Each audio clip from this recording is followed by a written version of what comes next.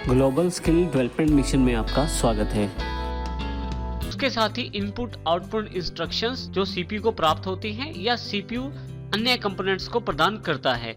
इसमें सबसे पहला पार्ट है ALU अर्थमेटिक लॉजिक यूनिट, जो सभी तरह के लॉजिकल ऑपरेशंस को करती है।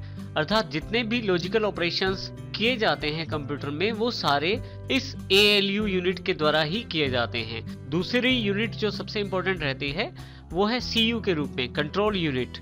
कंट्रोल यूनिट मेमोरी से इंस्ट्रक्शंस या निर्देशों को प्राप्त करती रहती है और उन्हें डिकोडिंग का काम कंट्रोल यूनिट को ही करना होता है।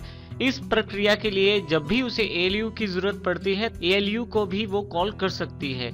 इसी तरह से तीसरी जो CPU के इनसाइड एक यूनिट अवेलेबल रहती है वो है मेमोरी, जिसका मुख्य कार्य इनपुट और आउटपुट निर्देशों को स्टोर करना होता है जो एक CPU के द्वारा दिए जाते हैं।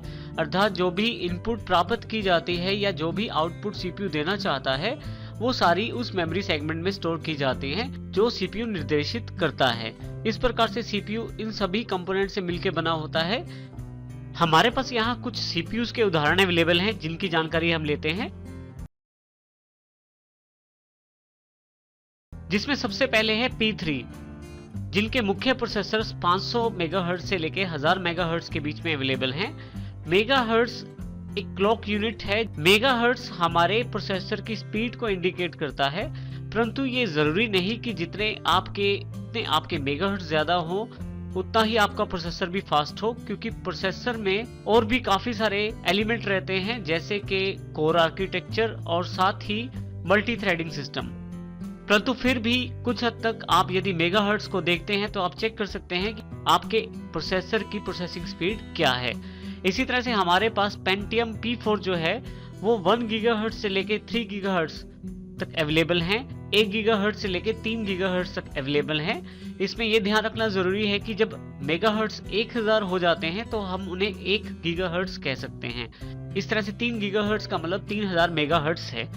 नेक्स्ट हमारे पास जो ड्यूल कोर आर्किटेक्चर के प्रोसेसर्स हैं उनमें मुख्य प्रोसेसर्स की स्पीड 1.6 गीगाहर्ट्ज से लेकर 3 गीगाहर्ट्ज के बीच में अवेलेबल रहती है। Intel Pentium dual core architecture जो है वो डिफरेंट रहता है पेंटियम 4 से। यदि हम 1.6 ड्यूल कोर की बात करें और 1.6 P4 की बात करें तो कोर आर्किटेक्चर के कारण ड्यूल प्रोसेसर्स बहुत ज्यादा फास्ट होते हैं P4 से। इसी तरह से नेक्स्ट इंटेल सीरीज में एक और प्रोसेसर है जो बहुत ज्यादा फास्ट है, वो है कोर ड्यू। तो कोर ड्यू प्रोसेसर की जो स्पीड रहती है वो भी 1.6 गीगाहर्ट्ज से लेकर 3 गीगाहर्ट्ज है। वही बात बताना जरूरी है कि जरूरी नहीं कि आपकी गीगाहर्ट्ज स्पीड ज्यादा हो तो आपके प्रोसेसर की प्रोसेसिंग भी फास्ट हो। जैसे कि एग्जांपल के तौर पे कोर ड्यू जो 1.6 गीगाहर्ट्ज के प्रोसेसर्स हैं उनकी स्पीड अपने कोर आर्किटेक्चर के कारण ड्यूल कोर और P4 जो 1.6 गीगाहर्ट्ज के प्रोसेसर हैं उनसे ज्यादा रहती है। इंटेल की जो नई सीरीज है i3, i5 और i7 के कुछ एग्जांपल्स यहाँ पे हैं, जिसमें i3 2.93 गीगाहर्ट्ज के प्रोसेसर का एग्जांपल है। इसी तरह से i5 2.8 गीगाहर्ट्ज और i7 जो है वो 2.66 गीगाहर्ट्ज का एग्जांपल अवेलेबल है।